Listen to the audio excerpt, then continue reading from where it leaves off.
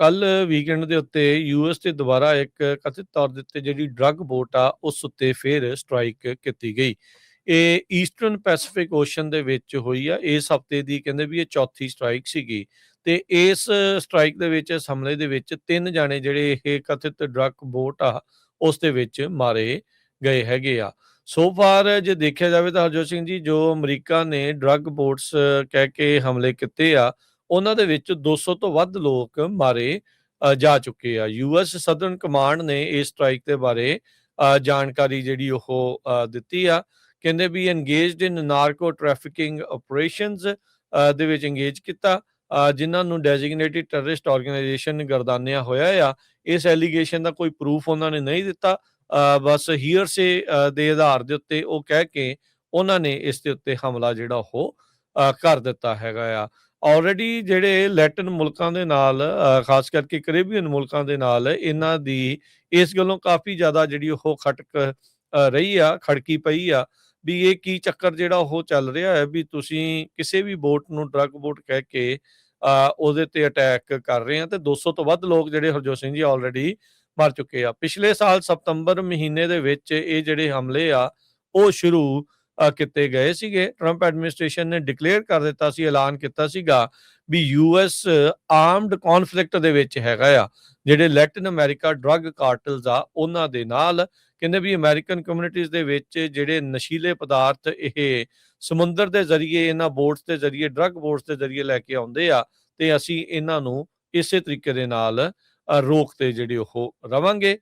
ਪਰ ਕੱਲ ਇੱਕ ਹੋਰ ਜਿਹੜੀ ਸਟ੍ਰਾਈਕ ਦੇ ਵਿੱਚ 3 ਜਾਣੇ ਜਿਹੜੇ ਮਾਰੇ ਆ ਤੇ ਹਫਤੇ 'ਚ 4 ਅਟੈਕ ਜਿਹੜੇ ਆ ਉਹ ਆਲਰੇਡੀ ਇਸ ਦੇ ਵਿੱਚ ਕਰ ਚੁੱਕੇ ਆ ਤੇ ਕੁੱਲ ਮਿਲਾ ਕੇ 205 ਜਾਣਿਆਂ ਦੀਆਂ ਸਤੰਬਰ ਮਹੀਨੇ ਤੋਂ ਸ਼ੁਰੂ ਹੋਈਆਂ ਇਹਨਾਂ ਬੋਟਸ ਦੇ ਉੱਤੇ ਹਮਲਿਆਂ ਦੇ ਉੱਤੇ ਮਾਰੇ ਜਾ ਚੁੱਕੇ ਆ। ਕੱਲ ਵੀਕਐਂਡ ਦੇ ਉੱਤੇ ਯੂਐਸ ਤੇ ਦੁਬਾਰਾ ਇੱਕ ਕਥਿਤ ਤੌਰ ਦੇ ਉੱਤੇ ਜਿਹੜੀ ਡਰੱਗ ਬੋਟ ਆ ਉਸ ਉੱਤੇ ਫਿਰ ਸਟ੍ਰਾਈਕ ਕੀਤੀ ਗਈ। ਇਹ ਈਸਟਰਨ ਪੈਸੀਫਿਕ ਓਸ਼ਨ ਦੇ ਵਿੱਚ ਹੋਈ ਆ। ਇਸ ਹਫਤੇ ਦੀ ਕਹਿੰਦੇ ਵੀ ਇਹ ਚੌਥੀ ਸਟ੍ਰਾਈਕ ਸੀਗੀ ਤੇ ਇਸ ਸਟ੍ਰਾਈਕ ਦੇ ਵਿੱਚ, ਇਸ ਹਮਲੇ ਦੇ ਵਿੱਚ 3 ਜਾਣੇ ਜਿਹੜੇ ਇਹ ਕਥਿਤ ਡਰੱਗ ਬੋਟ ਆ ਉਸ ਦੇ ਵਿੱਚ ਮਾਰੇ ਗਏ ਹੈਗੇ ਆ। ਸੋ ਫਾਰ ਜੇ ਦੇਖਿਆ ਜਾਵੇ ਤਾਂ ਹਰਜੋਤ ਸਿੰਘ ਜੀ, ਜੋ ਅਮਰੀਕਾ ਨੇ ਡਰੱਗ ਬੋਟਸ ਕਹਿ ਕੇ ਹਮਲੇ ਕੀਤੇ ਆ, ਉਹਨਾਂ ਦੇ ਵਿੱਚ 200 ਤੋਂ ਵੱਧ ਲੋਕ ਮਾਰੇ ਜਾ ਚੁੱਕੇ ਆ। ਯੂਐਸ ਸਦਰਨ ਕਮਾਂਡ ਨੇ ਇਸ ਸਟ੍ਰਾਈਕ ਦੇ ਬਾਰੇ ਜਾਣਕਾਰੀ ਜਿਹੜੀ ਉਹ ਦਿੱਤੀ ਆ। ਕਹਿੰਦੇ ਵੀ engaged in narco trafficking operations ਦੇ ਵਿੱਚ engage ਕੀਤਾ, ਜਿਨ੍ਹਾਂ ਨੂੰ ਡੈਜ਼ਿਗਨੇਟਿਡ ਟੈਰਰਿਸਟ ਆਰਗੇਨਾਈਜੇਸ਼ਨ ਗਰਦਾਨਿਆ ਹੋਇਆ ਆ। ਇਸ ਐਲੀਗੇਸ਼ਨ ਦਾ ਕੋਈ ਪ੍ਰੂਫ ਉਹਨਾਂ ਨੇ ਨਹੀਂ ਦਿੱਤਾ, ਬਸ ਹੀਅਰਸੇ ਦੇ ਆਧਾਰ ਦੇ ਉੱਤੇ ਉਹ ਕਹਿ ਕੇ ਉਹਨਾਂ ਨੇ ਇਸ ਦੇ ਉੱਤੇ ਹਮਲਾ ਜਿਹੜਾ ਉਹ ਕਰ ਦਿੱਤਾ ਹੈਗਾ ਆ।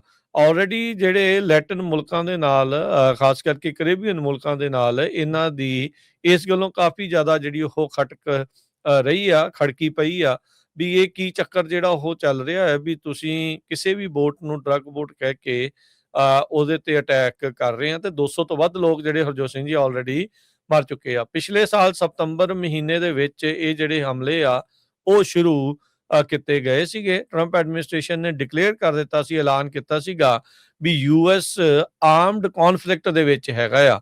ਜਿਹੜੇ ਲੈਟਿਨ ਅਮਰੀਕਾ ਡਰੱਗ ਕਾਰਟਲਸ ਆ ਉਹਨਾਂ ਦੇ ਨਾਲ ਕਹਿੰਦੇ ਵੀ ਅਮਰੀਕਨ ਕਮਿਊਨਿਟੀਜ਼ ਦੇ ਵਿੱਚ ਜਿਹੜੇ ਨਸ਼ੀਲੇ ਪਦਾਰਥ ਇਹ ਸਮੁੰਦਰ ਦੇ ਜ਼ਰੀਏ, ਇਹਨਾਂ ਬੋਟਸ ਦੇ ਜ਼ਰੀਏ, ਡਰੱਗ ਬੋਟਸ ਦੇ ਜ਼ਰੀਏ ਲੈ ਕੇ ਆਉਂਦੇ ਆ ਤੇ ਅਸੀਂ ਇਹਨਾਂ ਨੂੰ ਇਸੇ ਤਰੀਕੇ ਦੇ ਨਾਲ ਰੋਕ ਤੇ ਜਿਹੜੇ ਉਹ ਰਵਾਂਗੇ।